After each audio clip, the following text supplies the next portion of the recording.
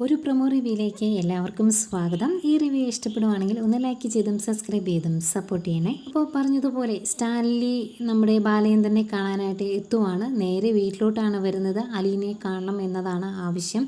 ഏതായാലും ബാലചന്ദ്രൻ സ്റ്റാൻലി അകത്തേക്ക് ക്ഷണിക്കുന്നുണ്ട്. ഫ്രണ്ടിൽ ഹാളിൽ തന്നെ ഇരിക്കുന്നു. അതിനുശേഷം അലീന അങ്ങോട്ട് വരുമ്പോൾ ഒത്തിരി ആകാംക്ഷയോടെ അലീന വരുന്നത് നോക്കിയിരിക്കുന്ന സ്റ്റാൻലിയെ കാണിക്കുന്നുണ്ട് കേട്ടോ. ശരിക്കും കഥയിൽ സ്റ്റാൻലിയുടെ അമ്മയുടെ ഷേപ്പാണ് അലീനയ്ക്ക്. അത് സ്റ്റാൻലി അലീനെ ആദ്യം കാണുമ്പം അതിനെപ്പറ്റിയൊക്കെ ചിന്തിക്കുന്നതൊക്കെ ഉണ്ട് കേട്ടോ. ഏതായാലും സ്റ്റാൻലി അവിടുന്ന് ഇറങ്ങുന്നു. ഉടനെ തന്നെ ഏറ്റവും അടുത്ത ദിവസം തന്നെ അലീനെ ഞാൻ കൂട്ടിക്കൊണ്ട് പോയിക്കോളാം എന്ന് പറഞ്ഞിട്ടാണ് സ്റ്റാൻലി അവിടുന്ന് ഇറങ്ങുന്നത്. ഏതായാലും പോകാനുള്ള ഷെൽട്ടർ തയ്യാറായി അലീന പോകാൻ റെഡിയാകുവാണ്. അപ്പോൾ എല്ലാവരോടും യാത്ര ചോദിക്കണമല്ലോ. അതിനായി തന്നെ വൈജയന്തിയുടെ മുന്നിലേക്ക് എത്തുന്നു.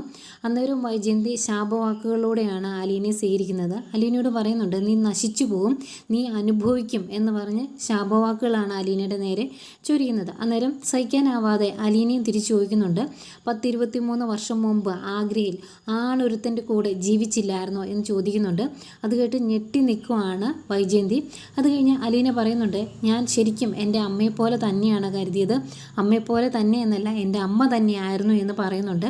ശരിക്കും പ്രമോ കണ്ടാൽ നമുക്കത് അലീന എൻ്റെ അമ്മയാണ് നിങ്ങൾ എന്ന് പറഞ്ഞതായിട്ട് തോന്നും. പക്ഷേ അലീന ഈ രീതിയിൽ സംസാരിച്ചിട്ടാണ് അവിടുന്ന് പോകുന്നത്. ക്ലൈമാക്സ് ആകാറാവുമ്പോഴത്തേക്ക് വൈജയന്തി ഈ സത്യങ്ങളെല്ലാം തിരിച്ചറിയുന്നുള്ളൂ.